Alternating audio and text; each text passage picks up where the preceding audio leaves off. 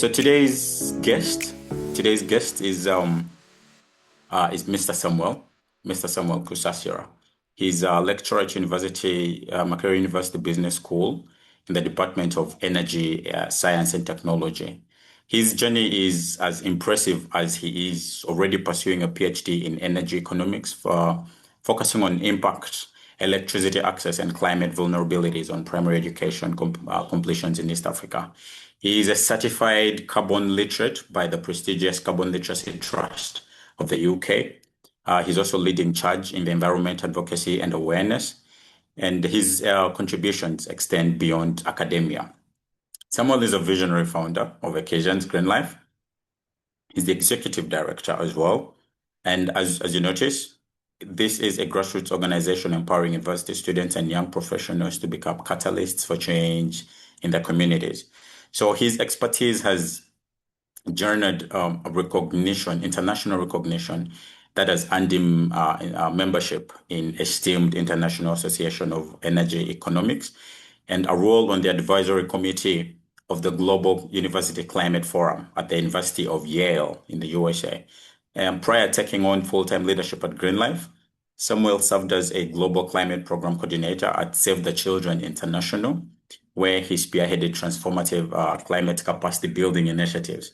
So my name is Samuel Kusasira, and I had scheduled my PowerPoint to talk about what is climate change in simple terms. How do we adapt to the different climate change events, and how do we now mitigate further to reduce emissions? So I'm going to be speaking through that. If power comes on in the Q&A question and answer session, I would then be able to project my information using the phone if ever charged. So far, just waiting on that. Please, sorry for these inconveniences that have been created, but that talks about are we ready for adaptation. So let's go back to the beginning of this conversation. I know the whole of this week you've been spending time to look at climate change from learning to action. And you have had a number of definitions. Let's go back to the simple definition of what is climate before we come to what is climate change. I want each one of us to get a pen and paper to remind ourselves of senior one P4 social studies, where we defined climate as the average weather condition of a place recorded for a long period of time. And we say a long period of time, and we imagine usually 20 to 30 years. Scientifically, it is 30 years. Because I'm talking to people who are below 30 years, sometimes the feeling is that that means I've not yet seen climate change.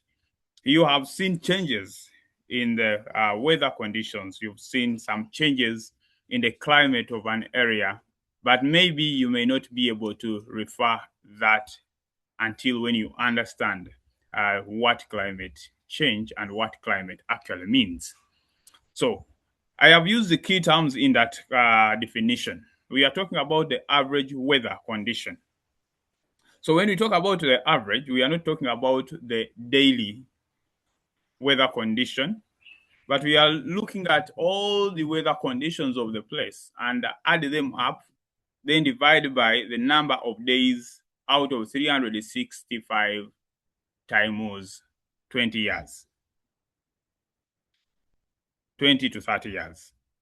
That means when we get the sum and we get that average, then we can get to know that, okay, when you're seated in Gayaza where I am, after leaving office to think I'll find power at home, you get now to understand that what is then the average weather condition of this place.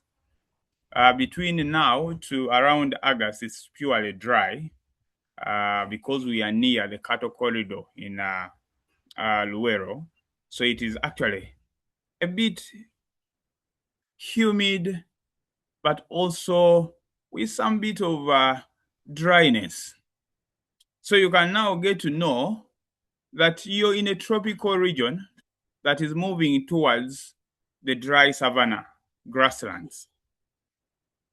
And that makes it climate change. Sorry, climate. Now, when we start talking about weather, we are looking at the average atmospheric condition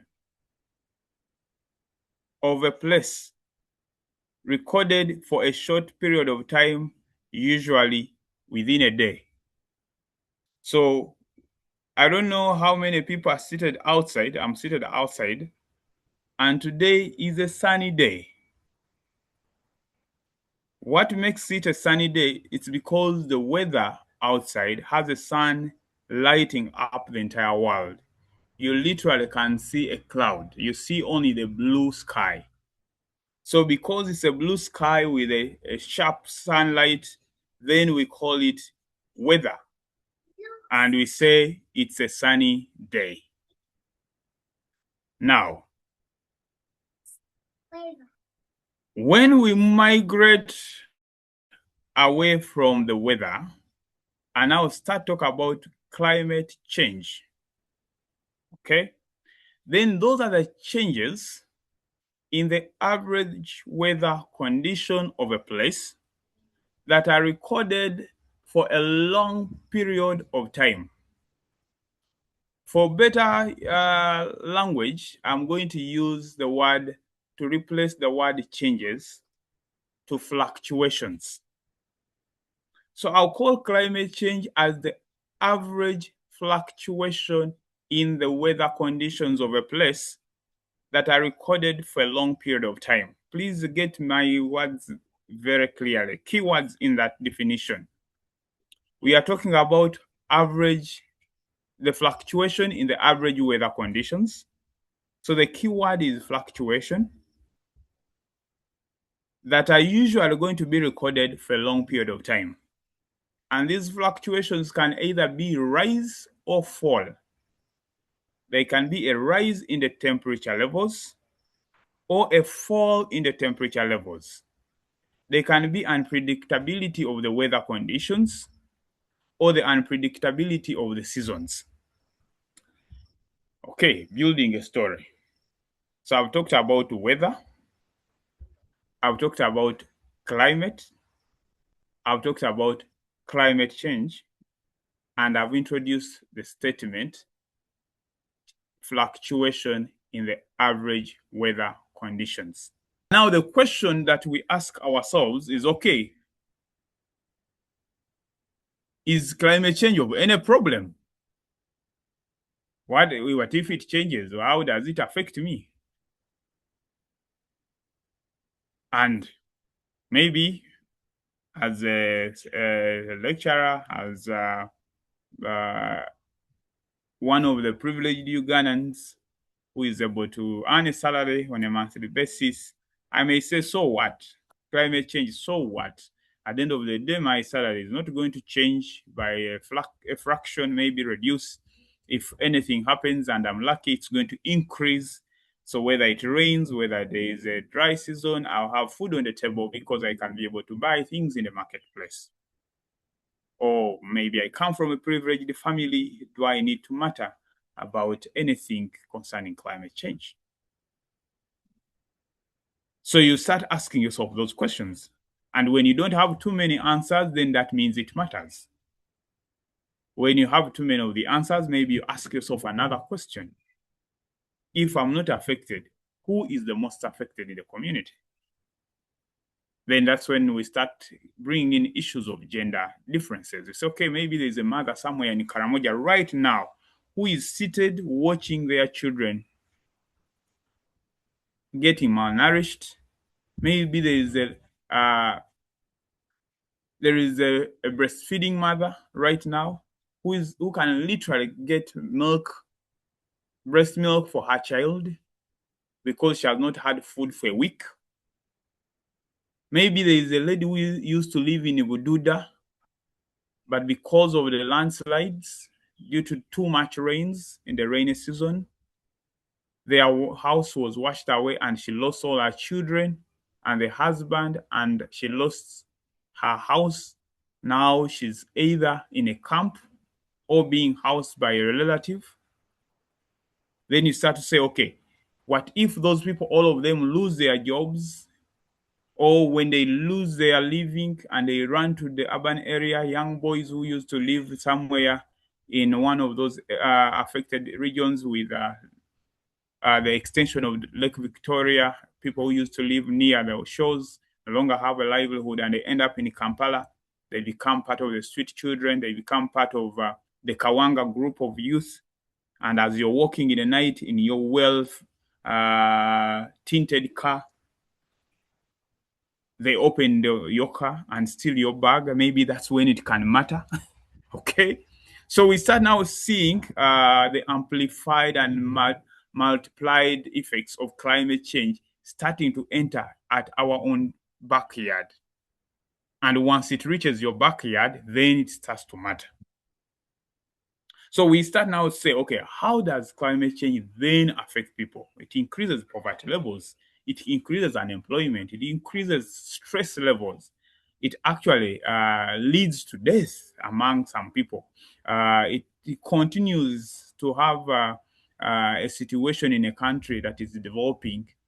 It creates a vicious cycle of poverty. It increases our dependence to the foreign governments, and with the changing global politics, we are affected more with the change in governance. I have actually just noticed 3 weeks ago that the courses you're doing online were free of charge because someone in the USA was actually paying money. Today, you're doing a free course by training, but when you reach to get your certificate, you're actually going to pay $20, $30 to get a certificate that was free because the global politics has changed. So dependency is becoming a problem.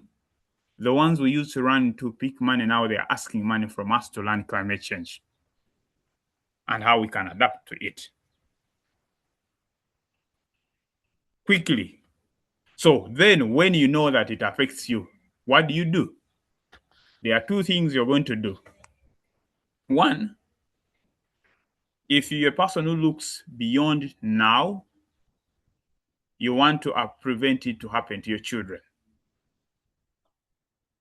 or to happen to your grandchildren. Because we said climate change happens for a long period of time. So our actions now, actions now may not change the impacts of climate change immediately. May not change climate change immediately. They may not avert climate change immediately. But if we do individual actions and we aggregate them over time, there's going to be a reversal of what has happened. What causes climate change? It is human activity. Human activity of burning fossil fuel and cutting down of trees. If we were burning fossil fuel and planting an equivalent amount of vegetation, most likely we could mitigate climate change.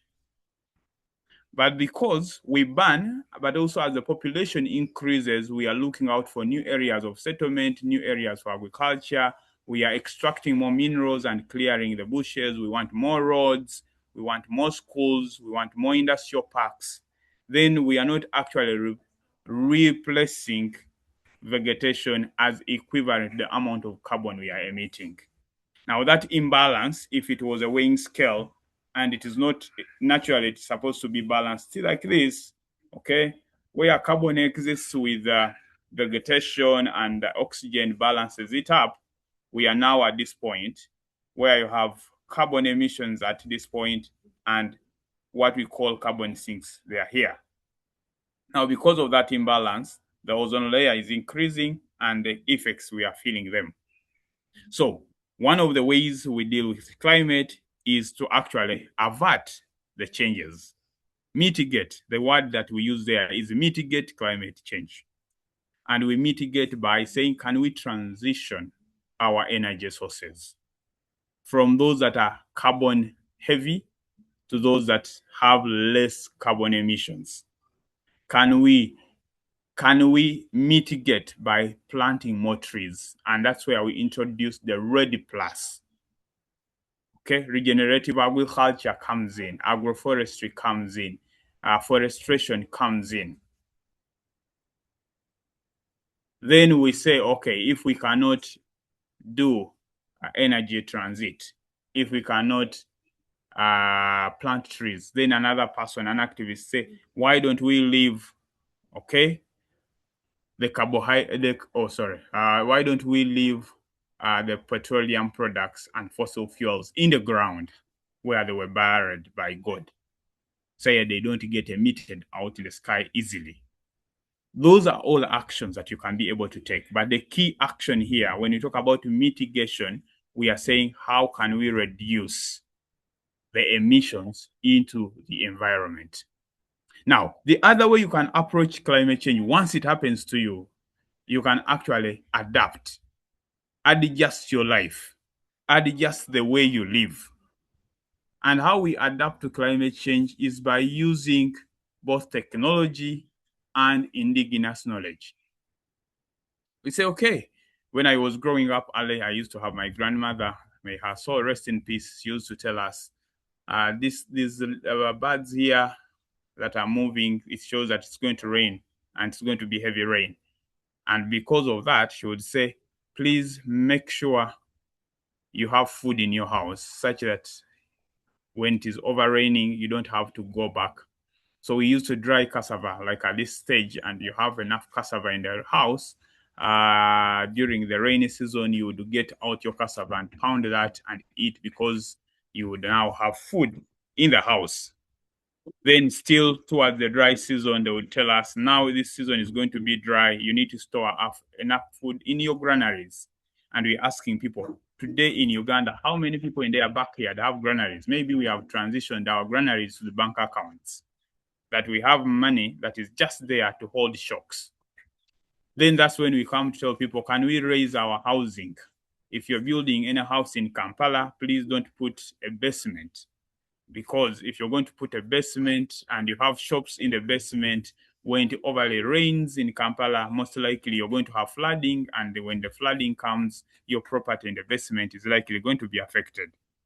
So we are saying, can we start using raised, or what I could call bridge-like elevation for construction in areas within the swamp areas? Because the city is in the swamp, so you want to raise the floor of the ground, you leave the water to live, and we have what we call a green city or green construction in the urban areas that are actually in swamp, or what we call water-lodged areas. We start telling people, mulch your garden. Because you have limited rains, you want to keep the moisture in the garden, so you start actually mulching. We start telling people, okay, can you diversify your income? If you're a farmer, okay, who used to grow maize throughout the year, now there are some seasons that are not going to be of maize. Can you also have a small, what do you want to imagine? If you're a farmer in the village, you're doing maize, then we can tell you, okay, I think you may have to do intercropping. Have some maize, have some cassava, have beans somewhere, do a crop rotation. Because of the changes in the weather conditions, also pests keep moving.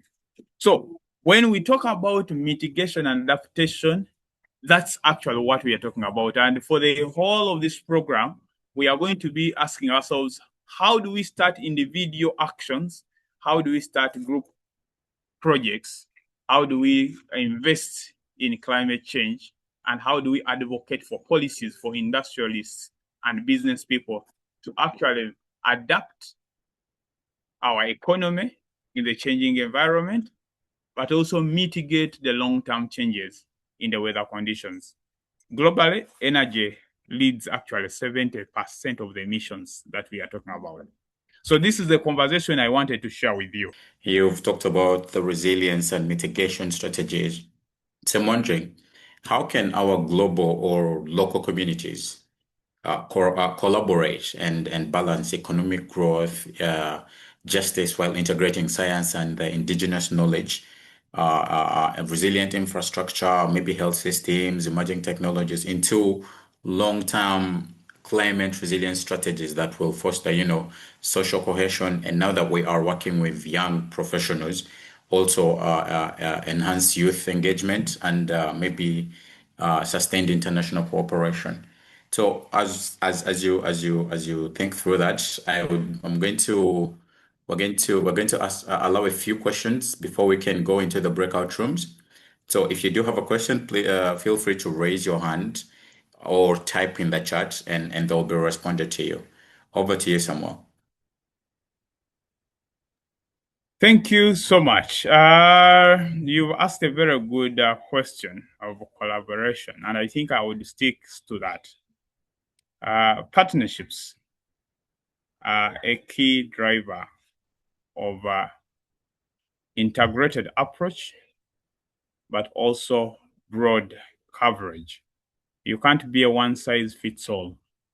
And when you partner locally, you understand the local context, you understand the indigenous knowledge. When you bring on board global partnerships, they come along with finances, they come along with technology, they come along with expertise at global level without much expertise at local level. When a statistician with background, myself, collaborate with an engineer, I am able to play with the data, understanding what does 23 degrees Celsius on average mean for Kampala. Yet I may not be able to measure consistently the average rainfall size that actually someone who studied geography can be able. And someone who did biomedical and medical courses will understand what does this rainfall gauge and this temperature mean to the malaria infestation. Now, when you combine the different expertise together, then you can say, okay, if we wanted to mitigate an epidemic or a disease called malaria in Uganda, what would be the average temperature levels that must be kept constant?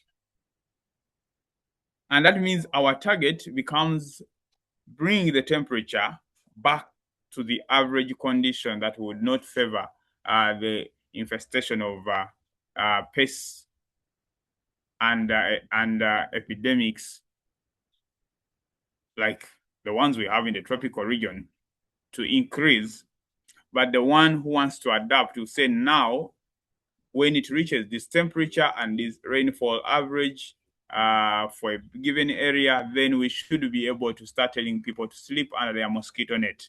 So you now notice that everyone has an advantage over the other. There is a guy who sits in the lab. There's a guy who sits in the meteorology. There's another guy who only looks at figures and start interpreting them beyond just the value that is there.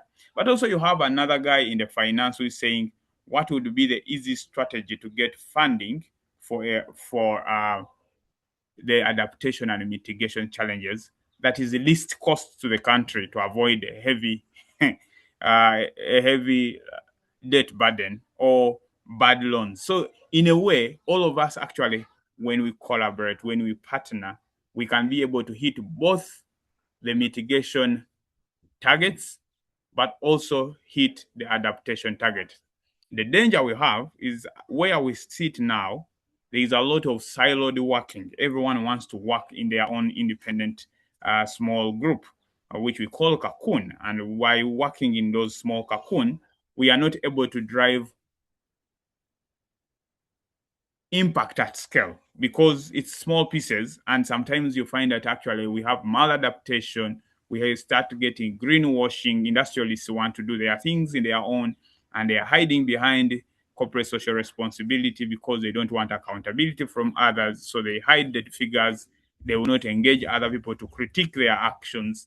Now we fail to hit the target because we start fighting against each other and conflicting on an issue that unites all of us. We have one Earth, maybe the one Elon Musk is trying to propose, but I don't know how many of us on this call can afford to live on Mars and Moon in the next 100 years. So we still are going to be here. and most of our children are going to be here. Maybe less than 0.02% may be able to live on the planet called Mars and Moon, but the majority, billions of people, are going to stay on this planet Earth. And I think because of that joint struggle, we just need to collaborate. Thank you.